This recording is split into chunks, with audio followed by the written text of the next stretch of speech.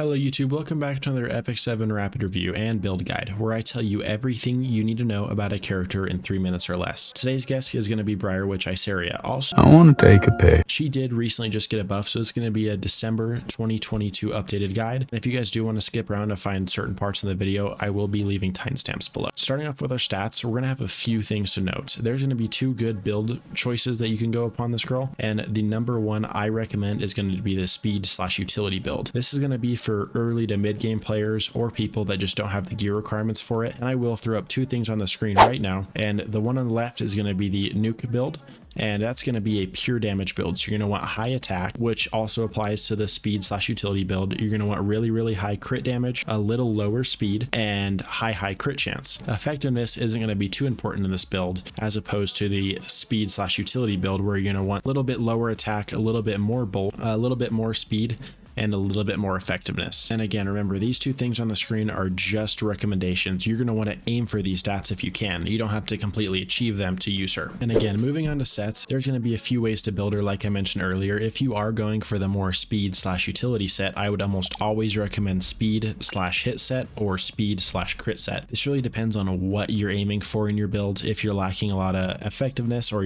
if you're lacking crit, I would recommend going that route. As far as a nuke build though, I would always recommend either destruction or attack as your 4 set, and then almost always you're going to want to run crit set. And moving on to artifacts, we're going to have a few options, and they do relate to builds again. So the number one for everything, honestly, I would say, is the air to surface missile. This gives her a lot of effectiveness and a lot of crit damage. So this is good in both your speed/utility build and your nuke build. Symbol Unity is more of a speed/utility build. Rengar's Drink and Portrait Saviors is again just another great one for the nuke build. Really, any of these are good choices for both build routes, but I would recommend almost always doing the air to surface missiles with her new buff. Witch's Iseria's skill set is quite unique, and it has changed with the new buff. Her skill 1 decreases defense for 1 turn, or has a chance to. This damage is proportional to her attack. Her skill 2 is a passive that increases hit chance by 35% permanently. Allies and enemies cannot revive. It also grants immortality for 1 turn. This can also only be activated every 5 turns. Her skill 3 is an AoE attack that dispels all buffs off the enemy team, and also has a chance to make them unable to be buffed for 2 turns. This damage is increased proportional to her attack.